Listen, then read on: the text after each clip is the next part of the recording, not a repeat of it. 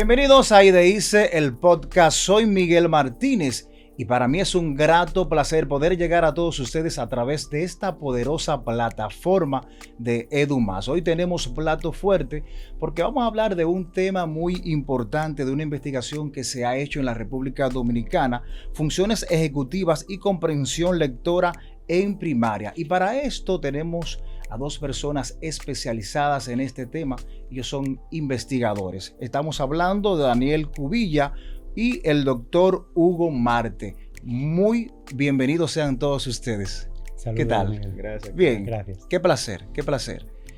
Bueno, antes de entrar en la parte esencial de esta investigación, quiero comenzar. ¿Por qué algunos niños leen pero no entienden lo que leen? Bueno, es una pregunta que nos mantiene muy ocupados, que llevamos tiempo tratando de contestar aquí en la República Dominicana, porque ya llevamos tiempo encadenando investigaciones para poder entender precisamente esto, ¿no? Uh-huh. ¿Qué es lo que hace que haya bastantes niños que no están entendiendo lo que leen a partir ya de grados en los que deberían comprender, a partir de tercer grado?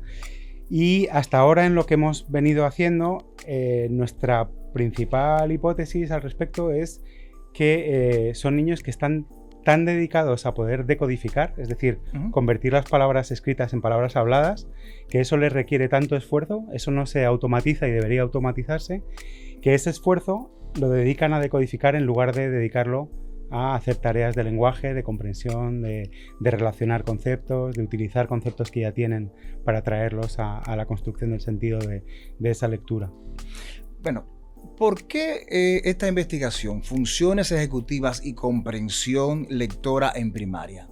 Bueno, básicamente, como decía Daniel, nosotros estamos intentando comprender, valga redundar en este punto, estamos intentando comprender por qué los niños cuando leen no terminan de atrapar el contenido, uh-huh. no terminan de hacerse con el contenido. Entonces, una de las cosas, y de hecho uno de los modelos, Daniel puede hablar mucho más de eso que yo, uno de los modelos es el Active Viewer Reading, en el que básicamente se propone que uno de los componentes que interviene en el hecho de adquirir la información que se deriva del texto escrito son precisamente las funciones ejecutivas. Y ya que nosotros teníamos investigaciones, y de hecho Daniel tiene investigaciones con el instituto el homólogo del IDICE en Panamá, ¿no? Uh-huh. Pues básicamente lo que queríamos era intentar completar un poco más ese modelo y saber cómo estaban interviniendo las funciones ejecutivas, que podemos hablar de lo que son, uh-huh. Cómo estaban interviniendo las funciones ejecutivas en la comprensión lectora de los niños de primaria. ¿Y por qué entonces a algunos estudiantes se le hace muy difícil concentrarse en las aulas? Eso es una gran pregunta. Eso va a depender de muchos factores. Entre ellos, por ejemplo, va a depender del nivel de interacción que tengan, el nivel de reto que tengan de las actividades que se les proponen en clase y qué tanto estén acostumbrados a, entre otras cosas, las recompensas inmediatas, etcétera, ¿no? Entonces eso va a depender mucho de eso.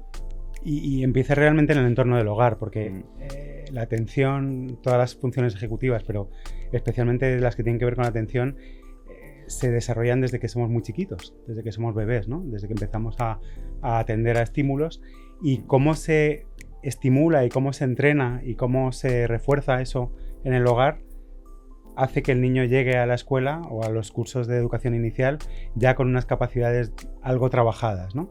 Entonces, esto empieza en el hogar, aunque luego se desarrolla en la escuela. Y creemos que ahí puede haber muchos factores, entre los que comentaba mi compañero, pero también pues creemos que puede estar interviniendo también el uso de pantallas, el uso inadecuado de pantallas o excesivo de pantallas, porque eso da una recompensa muy inmediata. Creemos que hay varios factores, ¿no? Ustedes dijeron algo importante, y aquí lo tengo anotado, que el aprendizaje de la lectura no depende únicamente de enseñar letras y palabras, sino también del desarrollo de habilidades cognitivas esenciales en los niños. Esto es cierto, ¿verdad? Entonces, yo quiero preguntarles a ustedes en ese entendido, ¿por qué estas habilidades son tan importantes para la comprensión lectora? O ciertas habilidades. Ciertas habilidades. Están lo que llamamos funciones ejecutivas, de las que hablará ahora mi compañero, Y están otras que hemos identificado que además en República Dominicana están siendo bien importantes y están bloqueando bastante el aprendizaje lector, ¿no? Una de ellas, y en la que insistimos regularmente, es la conciencia fonológica, que es una capacidad que tenemos para comprender que nuestra lengua está formada por sonidos y para manejar esos sonidos, sin forzosamente leerlos. Hablamos a nivel oral, ¿no?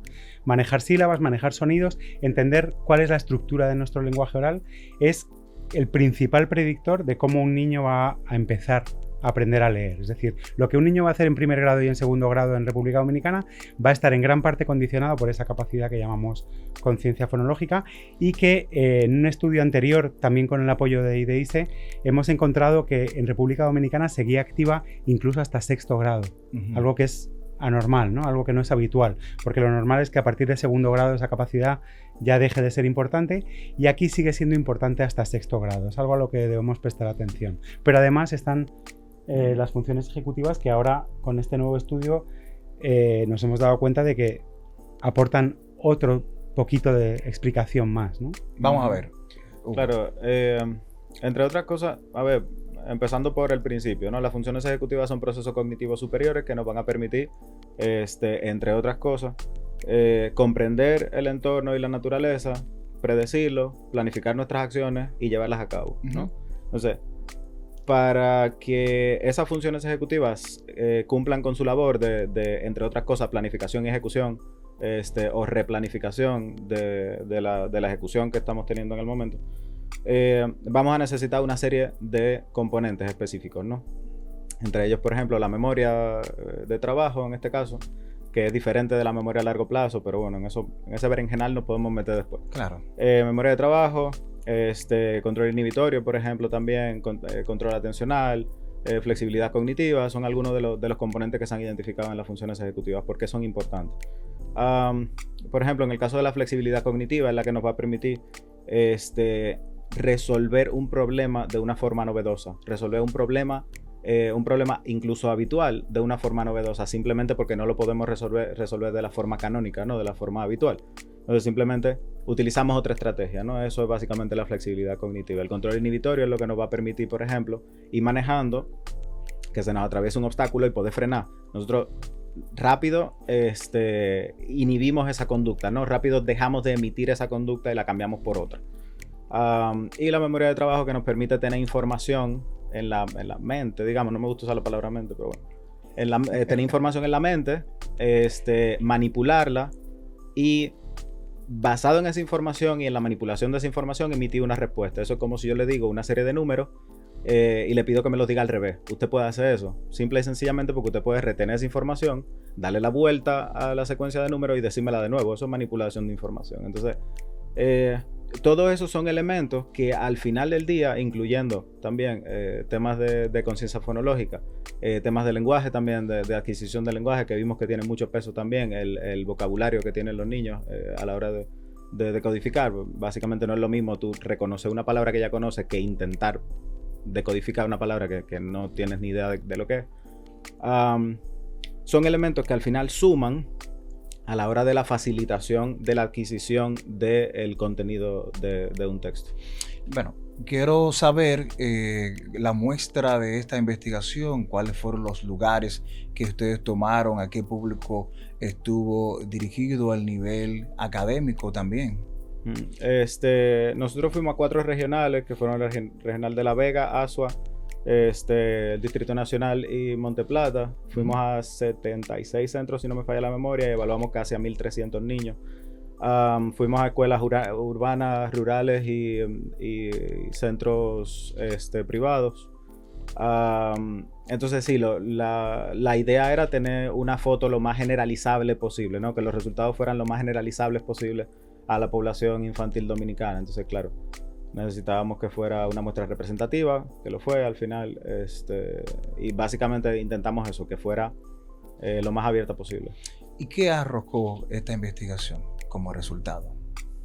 Bueno, entre otras cosas, uno de los resultados más reseñables es que la flexibilidad cognitiva, junto con la fluidez de la decodificación, son los 2 factores que más aportan a la explicación, digamos, de la comprensión. Entonces, Daniel tenía un nuance interesante sobre eso que estábamos hablando justo aquí fuera, una idea de cómo, básicamente de por qué es como una hipótesis de por qué la flexibilidad cognitiva está afectando la... Bueno, sobre todo una cosa que nos llamó la atención, porque nosotros venimos identificando de investigaciones anteriores una brecha de rendimiento entre los estudiantes de escuelas públicas y los de colegios privados, ¿no? Y queríamos entender mejor también qué estaba pasando ahí, ¿no? ¿Por qué ese desfase?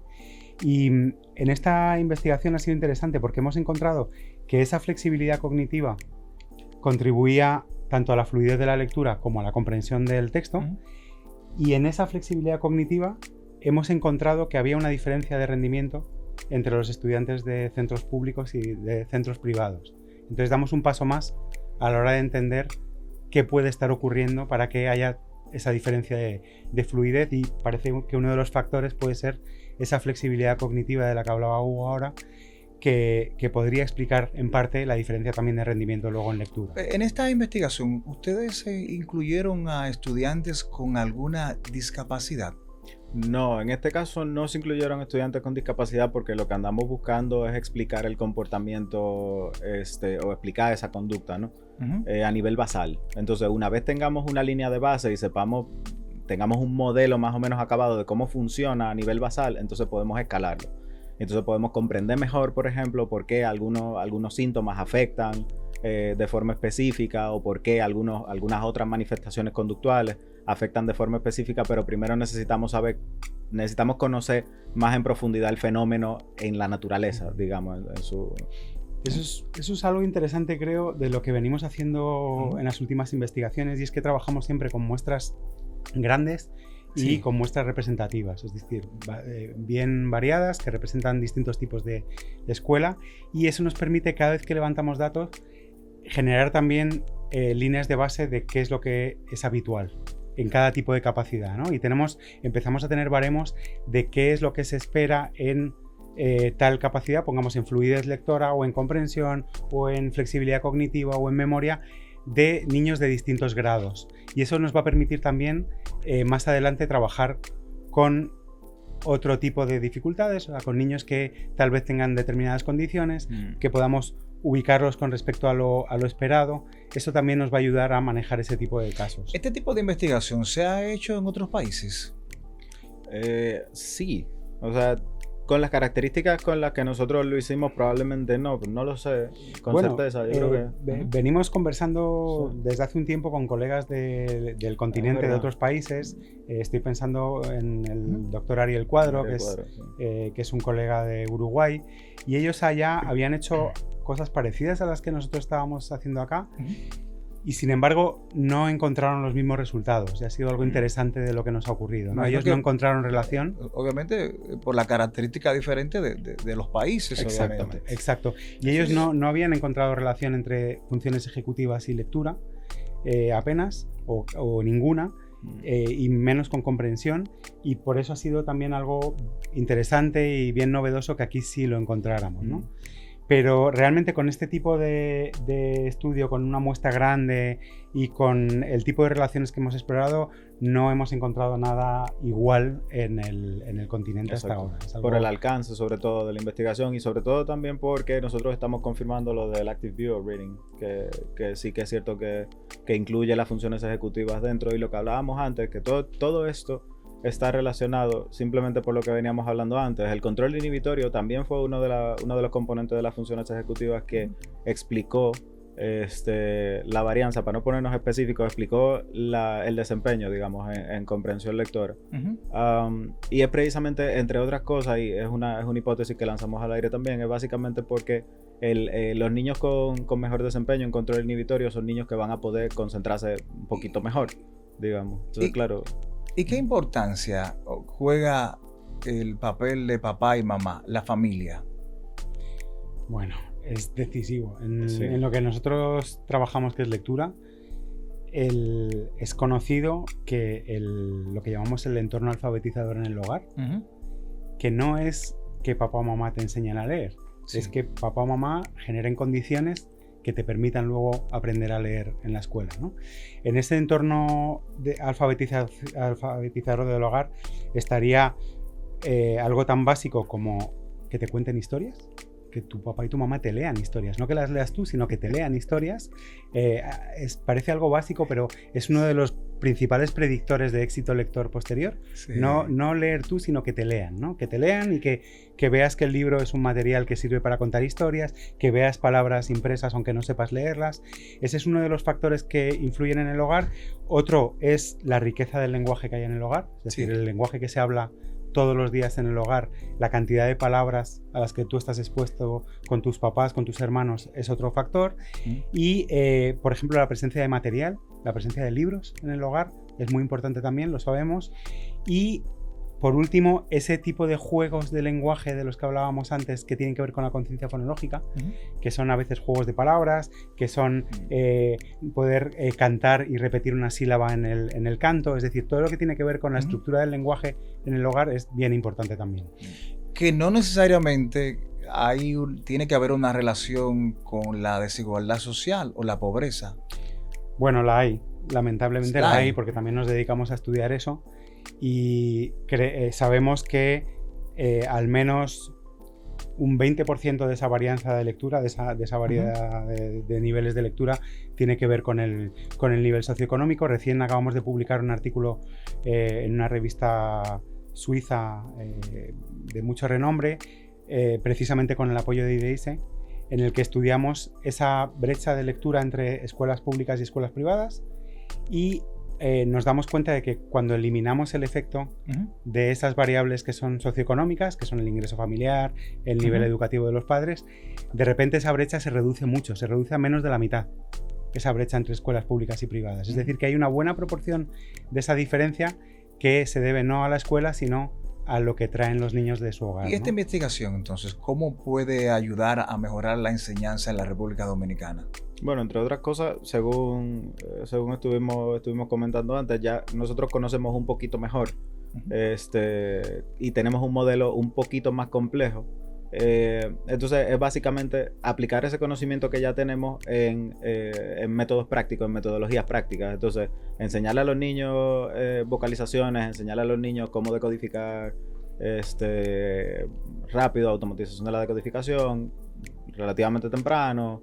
Educar a los niños, por ejemplo, en flexibilidad cognitiva, o sea, hacerle ejercicios, juegos de flexibilidad cognitiva, de control es decir, inhibitorio. que esto podría contribuir a cambiar el método de enseñanza de los docentes. Esperamos. Es a lo que nos dedicamos. A lo que nos dedicamos es a tratar de informar que sí. para desarrollar políticas públicas. Entonces, después de esta investigación, ¿qué hacen ustedes con los hallazgos? ¿Hacen un informe? Eso es. ¿A quién se lo presentan? O sea, explícanos un poco. Bueno, el informe que elaboramos como resultado de esta investigación se le entregó al IDEISE, que fue el financiador de la investigación. Entonces ese informe se le entrega al IDEISE y se proponen en el informe también se proponen posibles métodos, digamos.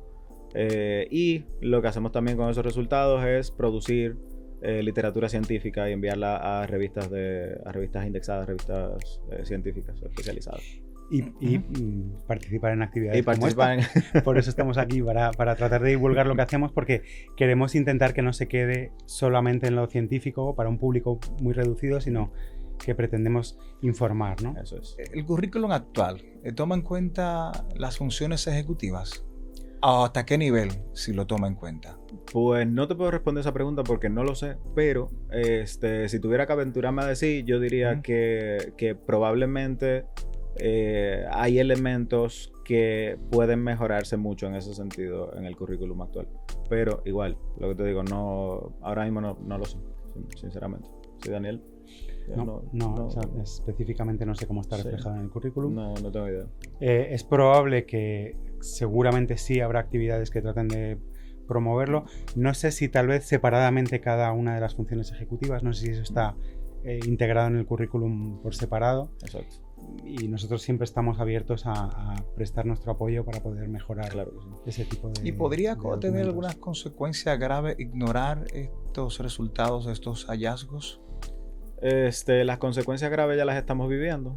Ese es uno de los problemas que tenemos ahora mismo, porque básicamente lo que hemos encontrado en otros estudios es básicamente el hecho de que los niños en sexto de primaria todavía no han automatizado la decodificación. Entonces, claro, si no automatizas la decodificación, no puedes liberar espacio cognitivo para poder comprender lo que estás leyendo. Entonces tú tienes niños que leen de forma mecánica, pero que no son capaces de atrapar el sentido del texto, básicamente porque están demasiado ocupados intentando convertir las palabras escritas en palabras habladas. Entonces, ya lo estamos viviendo. Sí, y es un verdadero drama, porque al final la lectura es un instrumento que es transversal a lo largo de toda la educación. Es decir, sin lectura no se puede aprender. Se puede aprender si se diseñara un aprendizaje oral, pero no es el caso de casi ningún sistema educativo. ¿Y cómo valoran ustedes este tipo de estudio que se realiza con financiamiento del IDEICE en aras de aportar en la mejora de la calidad educativa en el país? Bueno, para nosotros es fundamental.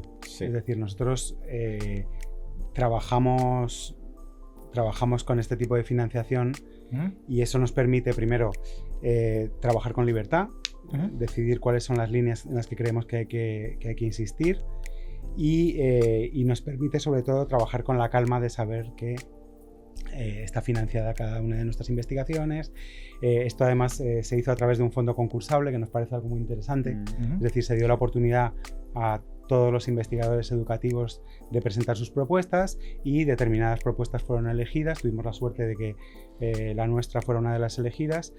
Para nosotros es fundamental porque nos permite trabajar como profesionales en esto, que es a lo que nos dedicamos. Y sobre todo la independencia que eso brinda. O sea, nosotros no tenemos que rendirle cuenta a ninguna empresa, no tenemos que promocionar ningún producto. Nosotros decimos lo que hay y listo. Eso es lo que hay. ¿Algunas recomendaciones puntuales sobre esta investigación, sobre este tema? Bueno, ahora le dejaré a Hugo que haga las que tienen que ver con funciones ejecutivas. De nuevo, ha vuelto a salir como protagonista en la comprensión lectora la fluidez. De nuevo, este estudio nos dice que tenemos que trabajar desde que los niños entran en primer grado, incluso antes preferentemente, para sembrar las bases de la lectura de las que hablábamos antes, pero tenemos que trabajar desde primer grado para lograr esa fluidez. Parece que el objetivo es la comprensión, y estamos de acuerdo, el objetivo es la comprensión, pero investigación tras investigación nos vamos dando cuenta de que la fluidez es fundamental. Alcanzar fluidez suficiente en la lectura, velocidad, precisión suficientes, es la puerta de entrada a esa comprensión. Entonces, de nuevo, volvemos a concluir lo mismo con una muestra muy grande, vuelven a ser resultados muy consistentes. Tenemos que poner el foco en la fluidez, y para poner el foco en la fluidez tenemos que insistir en estas capacidades que llevan a la fluidez, como son la decodificación y la conciencia fonológica que lleva a la decodificación, pero ahora sabemos también que tenemos que insistir también en las funciones ejecutivas porque están afectando a la fluidez. Eso es. Eso. Igual, en casa tenemos que trabajar cosas como el control inhibitorio, digamos. O sea, no tratar de educar a los niños en el hecho de que la recompensa no necesariamente tiene que ser inmediata. Tratar de que los niños entiendan que dilatar esa recompensa igual tiene más recompensas, por ejemplo. Igual también trabajar cuestiones como la flexibilidad cognitiva, dejando que los niños resuelvan los problemas, dejando que los niños resuelvan las aventuras, digamos, que los niños vivan sus aventuras y que los niños experimenten el mundo tal cual es, y que asuman riesgos también hasta cierto punto controlados, pero que los niños asuman riesgos. Eso, entre otras cosas, ayuda a que los niños aprendan a resolver problemas cotidianos de formas novedosas. Igual trabajar en la memoria, por ejemplo, eso es relativamente sencillo. En casa se le da una orden al niño, o sea, se le da una instrucción al niño y se espera que el niño la realice sin tener que repetirle esa instrucción, etcétera. Entonces, como que ese tipo de intervenciones, digamos, que son relativamente puntuales y que son fundamentales, digamos, para el desarrollo de las funciones cognitivas en los niños. Nosotros le damos en este espacio, y dice el podcast, a través de EDU+, participación también a nuestro público que nos hace preguntas a través de las diferentes plataformas de este canal. Bueno, una de las preguntas es: ¿consideran que las escuelas cuentan con herramientas suficientes para abordar estas necesidades? ¿Herramientas suficientes en qué sentido? Es una pregunta. Claro, sí, es eso. Es que, por ejemplo, sí, herramientas suficientes puede ser casi cualquier herramienta, digamos, siempre que se use de una forma creativa y de modo que trabaje la función, digamos, que queremos trabajar. Entonces, y luego está, por ejemplo, el hecho de si el recurso, de si las personas son capaces de utilizar esas herramientas de forma creativa y que ejercite, digamos, la función que queremos ejercitar. Eso ya... Sí, hay un esfuerzo de capacitación que seguramente hay que hacer y, por ejemplo, en el tema de la prelectura y de estas capacidades que hablábamos antes que llevan a la lectura y de las funciones ejecutivas, seguramente hay que capacitar más y que hacer mucha divulgación y que sugerir actividades a los docentes. Y luego también pues hay que intentar que haya medios en las aulas, por ejemplo, para la alfabetización, ¿no? Que haya libros en las aulas es importante. Nosotros siempre hablamos de la política de libros decodificables, que es un tipo de materiales que desde UNIBE, desde la universidad, hemos estado desarrollando y promocionando, que son materiales de bajo costo que permiten empezar la lectura desde etapas muy iniciales, leyendo historias cortitas, pero leyendo historias reales. El tratar de generalizar, por ejemplo, la presencia de esos libros decodificables en las aulas, creemos que sería una buena cosa para mejorar esas políticas de alfabetización también. Hay otra pregunta que nos hace uno de nuestros televidentes y usuarios en las diferentes plataformas. ¿Existen diferencias entre estudiantes según el entorno social o tipo de centros educativos?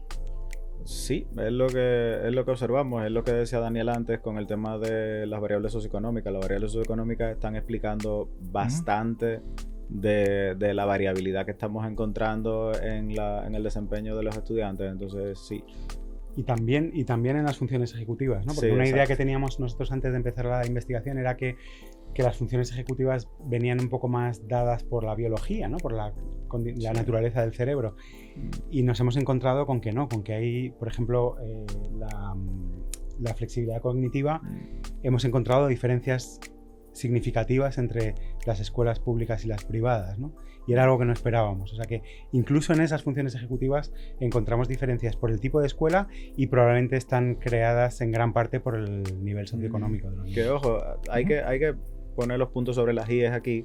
No es el hecho de venir de un entorno vulnerable. O sea, no, o sea, el hecho de que usted sea pobre no quiere decir que, o sea, no, que quede claro eso, que no es lo que estamos diciendo. No. Lo que estamos diciendo es que los entornos los entornos desfavorecidos tienen menos accesos, obviamente. Entonces, Claro. dados esa limitación de los accesos, esa riqueza del lenguaje en el hogar, Claro, son exacto. muchas cosas que conocemos Ajá. y que, bueno, habría que compensar Porque, con... de acuerdo a la explicación que ustedes estaban explicando, quizás un poco más de interés del papá y la mamá en el involucramiento de los niños, que no necesariamente está Interés relacionado con la pobreza. No, Sí, interés y claro. herramientas, Sí, ¿no? Porque claro, hay papás y mamás bien comprometidos que a lo mejor Claro. no saben cómo hacerlo o no tienen los medios para hacerlo o no tienen el vocabulario para hacerlo, ¿no? Claro, Ahí sí que tal vez sería interesante crear escuelas de padres, no escuelas de alfabetización de padres, sino escuelas de cómo apoyar a tu hijo mejor, o talleres, o material de divulgación para que esos padres que sí quieren y a lo mejor no saben cómo acompañar a sus hijos en la alfabetización puedan hacerlo en mejores condiciones. Bueno, una última pregunta que nos hacen a través de las plataformas digitales y redes. ¿Qué metodología utilizaron para obtener los resultados? Si con metodología se refiere a los análisis estadísticos que utilizamos modelos de ecuaciones estructurales, utilizamos regresiones lineales múltiples, utilizamos análisis de varianza, etcétera. Va a depender de lo que queramos evaluar, digamos. Ok. Bueno, ha sido muy interesante esta investigación que ustedes han realizado. ¿Habrá una segunda parte? ¿Qué tiempo de duración tiene? Siempre. Sí. Nosotros siempre tenemos segundas, terceras partes. Sí. Siempre estamos pensando en lo siguiente. Nosotros somos como como la las películas película. malas, sí. Sí. Siempre estamos pensando en cómo podemos completar esos modelos que cada vez conocemos mejor, pero siempre hay algo que no conocemos y siempre estamos pensando cómo podemos agregar componentes para... ¿Y cuándo para sería ayudar. necesario hacer una investigación de este tipo? ¿Qué tiempo, más o menos? ¿Qué periodo? Para una de este tipo nosotros solemos tardar unos entre 8 y 10 meses. Es lo que Partiendo ya de los hallazgos de esta, ¿cuándo es recomendable hacer una próxima? Ayer. Ya, inmediatamente. Sí. De una O sea, vez. esto cambia día a día. Es que, claro, y piensa que cuanto más esperamos, más va a cambiar el entorno, más elementos nuevos va a haber y más elementos se van a sumar a esos modelos. Entonces, claro, cuanto antes comprendamos lo que está pasando, antes podemos predecir el comportamiento de determinadas variables. Entonces, claro. Bueno, señores, qué placer. Daniel Cubilla y el doctor Hugo Marte, agradecidos por esta entrevista. Qué bueno que las personas que nos ven a través de EduMás han podido edificarse de esta investigación. Qué bueno, ojalá que puedan ustedes seguir haciendo investigaciones de calidad en aras de mejora de la calidad educativa en nuestro país. A ustedes agradecer esa complicidad, agradecerles la sintonía y les invitamos a que continúen disfrutando de la programación de EduMás.